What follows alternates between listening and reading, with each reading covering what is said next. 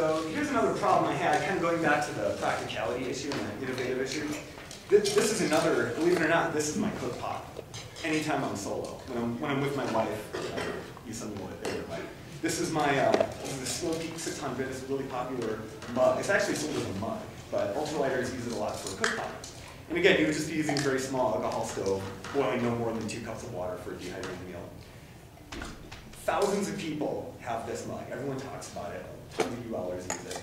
But the company doesn't make a lid for it. And we want a lid because we want to increase the efficiency of the stove and keep stuff from falling in, etc. For years and years and years, people have tried to make a lid for this. And they've tried all kinds of crazy things. A silicone thing that floats in here, just aluminum foil. I've seen all kinds of different designs. And I've made all different kinds of designs myself, and it just didn't work. So I enlisted, this is kind of cheating at DIY. A friend of mine happens to be a metal worker. And so I asked him if he would make a proper lid for it. So I designed this thing, and you see it fits perfectly. It's got a wooden handle, and there's some strainer holes here, so that if you want to, cook some ramen or something like that, you can just hold it like this, so you don't burn your finger, and then just pour out the water. It's got a little strainer. So not quite DIY. It's kind of more like have someone else make it for you, but it was inspired by DIY and the same kind of philosophy I'm talking about here tonight. Sewing is probably the most obvious example of DIY stuff. Now, I tried sewing, and this was the extent of my entire foray into sewing before the sewing machine went back on eBay. It's not for me. Working with metal and stuff like that is fine, but sewing is not my thing. But for those of you who are into sewing and have a knack for it, you're lucky because you can make tons of backpacking things. Backpacks, tents, tarps, all kinds of stuff. These are just some really badly sewn stuff sacks that I made, and just never really made anymore. But that's if you want to teach a basic sewing project, that's a pretty easy one. You can even do it by hand. You don't really even need a machine. And again, it's pretty simple. Here's a pillow. Very simple project, but in your backpacking, you want some kind of little cushioning for your head. Another thing, it doesn't really sound like DIY, but it kind of is. This is just this is my entire first aid. You're probably going to crucify me for this, but this is my first aid kit and my emergency kit.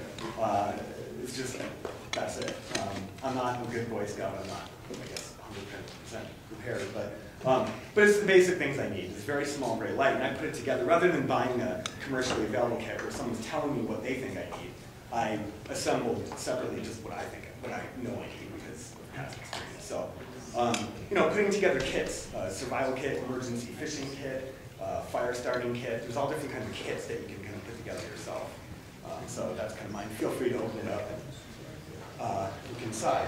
But speaking of fire starting, so there's tons of different materials. You guys, I don't know, might have done some of this, but anyone know what char cloth is? Yeah. Char cloth is really easy to make for tinder. This is jute cord that's been dipped in wax. And this stuff makes a really excellent fire starter. I'm sure you've all heard of the cotton ball soaked with petroleum jelly. That's a very common one. But there's all kinds of things like that you can do that can make tinder, things like that. So. Jason, do you have a strand of this? Yeah, just dip it in wax. Basically, it. Melt birthday candle wax or something like that. Okay, so does anyone have any other ideas that they want to throw out there, or anything you've tried? The large tent stake, the aluminum ones, about yay long at REI, about this wide. You can use it as a shovel, a whole lot lighter than the plastic ones. Yep, it is. Yeah, well, and it's multi-purpose. What he's talking about are snow. Have you ever seen those snow stakes? They're about this wide, about that long. They usually have holes in them. Have you ever seen those? But he's saying that can be used as a trowel, which is right. And he brings up another good point, which is a lot of ultralight philosophy is multi-purpose items, multi-use items. So that's multi-use. It can be an extra tent stake, and it can be a trowel. Probably a few other things. What are you sheltering? Right now, I have a two-person Big Agnes seed house. Do you know that term? It's I think one of the lightest two-person tents in the world. It's 3 pounds, 14 ounces. No, can't be that. No, it's 2 pounds. 14 ounces. It's under 3 pounds, but it's a real two-person tent. It's big, it's comfortable, it's really nice. I do, yeah. My wife will not do the tarp. We have to have a real shelter. She won't. Right. Anything else? So real quick, I just want to talk about tools. A lot of the stuff I'm passing around you can make with just tools you already have. Hole punch for punching holes in stoves, scissors, utility knife, just a nail. If you look at if you've gotten to the stoves yet, you'll see a lot of the jets that I made in those stoves. I just literally had a nail and I just pounded it in there. You can use push pins for that kind of stuff. So in terms of stoves, at least, you probably have a lot of things in your house that you can throw out tonight if you had a half hour and you can drive. So you can make a lot of stuff with just basic things. If you really want to get crazy, you can invest. Now this kind of violates the first principle, the cheap part of the clip, which is I've probably spent more money just in tools than I've saved in my own gear. And it does get a little addictive. So this is called a Whitney punch, and this is a really good, and some of you are nodding your head, you recognize this. This is a really good tool to have if you really seriously want to get into making some stoves, things like that. A pipe cutter, this is a really good thing to have too. This allows you to cut large diameter aluminum bottles, beer bottles, things like that very easily and cleanly. Rivet tool. You'll see, I don't think any of the stoves in there have rivets, but you know, again, if you want to get, there are a lot of designs out there that do require riveting. So rivet. Which stove has rivets on? Tools we have. Dremel tool. You probably have, some of you probably have Dremel tools laying around. This is good for, again, cutting the tops out of cans and other things like that, polishing off rough edges. Sewing machine, of course, if you want to get into fabric. You talked about a type of drill bit. Oh, the Unibit. You know what? I don't think I have it here. I think it's actually in my drill kit at home. Unibit, they're, yeah, do you want to explain it? Round shaped step drill bit. Oh, okay. Right. It's basically a drill bit that the deeper in you go, the bigger the hole is. So with one bit, you can make, I don't know how many, 15 different size holes. Yeah, again, that's a really, really useful thing to have. But again, you know, if you're really seriously going to get into it, then you know, it's good. But you don't have to invest in all these tools. Okay, so you know, I was thinking about. I was never a Boy Scout. I always wanted to be, but it just never happened. And you know, tonight I was kind of thinking about. So really, how does DIY, other than just tinkering around with a bunch of cans and stuff like that, how does that really kind of fit into the Boy Scout you know, philosophy and kinds of things that we consider to that? And so I kind of made my best guess.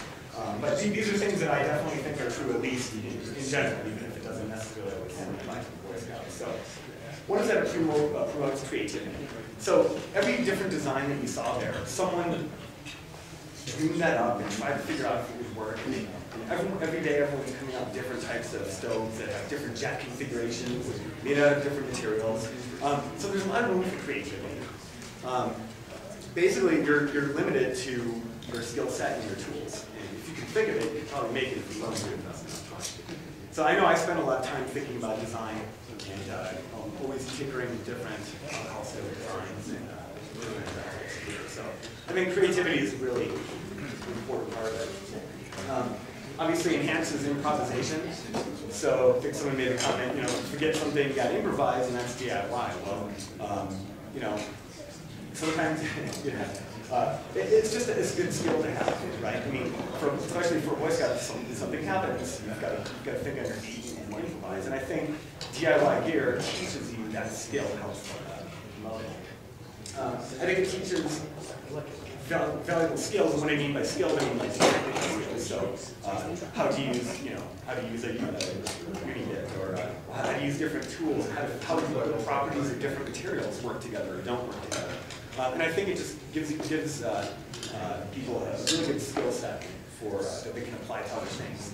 So maybe they can fix your car one day because they figured out how to make alcohol stove.